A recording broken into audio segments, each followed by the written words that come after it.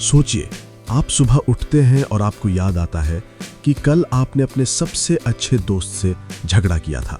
आपको दुख होता है, पछतावा होता है, लेकिन तभी आप अपनी आंखें झपकाते हैं और वो याद गायब। अब आपको सिर्फ प्यार और शांति महसूस हो रही है। क्या ये वाकई सुकून है या ये एक डिजिटल मर्डर है?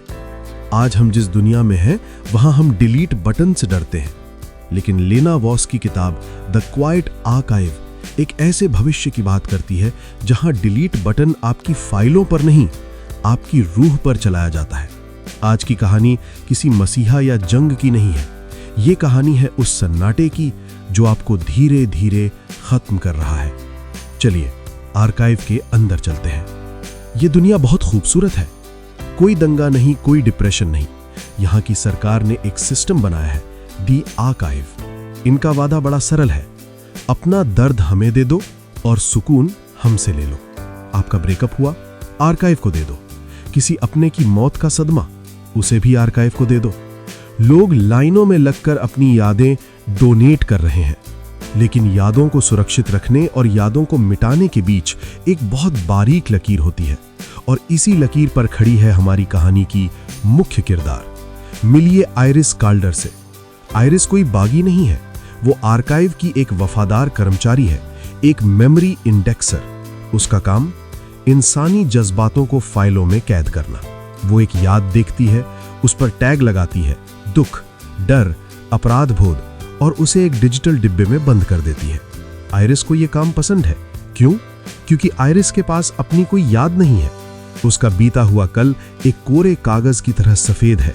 उसे लगता है ये एक वरदान है, पर असल में ये एक ऐसी सर्जरी थी जो उसे पता भी नहीं चली। एक रात काम करते वक्त आइरिस के सामने एक रैंडम फाइल आती है। झील का किनारा, एक पुराना गाना और हाथ पर बना एक छोटा सा निशान। अचानक आइरिस का दिल जोर से धड़कने लगता है, उसके हाथ कांपने लगते हैं। वो उसे गाना याद है, उसे वो ठंड महसूस हो रही है। वो घबराकर अपने सुपरवाइजर के पास जाती है। वो मुस्कुराकर कहता है, आइरिस, ये सिर्फ एक मेमोरी ओवरलैप है, मशीन की गलती है, इसे भूल जाओ। पर क्या आप उस चीज को भूल सकते हैं जो आपकी रगों में दौड़ रही हो? आइरिस को समझ आ जाता है, आर्काइव सिर्फ यादें जमा नहीं कर रहा, वो यादें चुरा रहा है, और जो यादें खतरनाक हैं उन्हें वो अपने वर्कर्स में बांट देता है ताकि वो सिर्फ रोबोट बनकर काम कर सकें। यहां ये किताब एक गहरा दर्शन देती है। आर्काइव का मकसद बुराई करना नहीं, बल्कि ऑप्टिमाइजेशन है। अगर समाज से गुस्सा निकाल दिया जाए तो क्रांति कभी होगी ही नहीं। अगर दुख निकाल दिया जाए तो कोई सवाल पूछेगा ही नहीं। ये किसी तानाशाह की बंदूक वाला डर नहीं है, ये फेक हैप्पीनेस का नशा है। आर्काइव इंसान को मारता नहीं, वो इंसान के अंदर मौजूद क्यों को मार देता है। एक दिन आइरिस सिस्टम को हैक करती है और अपनी खुद की फाइल ढूंढ निकालती है। उसे उम्मीद थी कि उसे अपना परिवार मिलेगा, लेकिन उसे जो मिलता है वो उसकी रूह कंपा देता है। वो पहले भी बागी थी, वो पहले भी पकड़ी गई थी। आर्काइव ने उसे सजा नहीं दी, उसे फॉर्मेट कर दिया।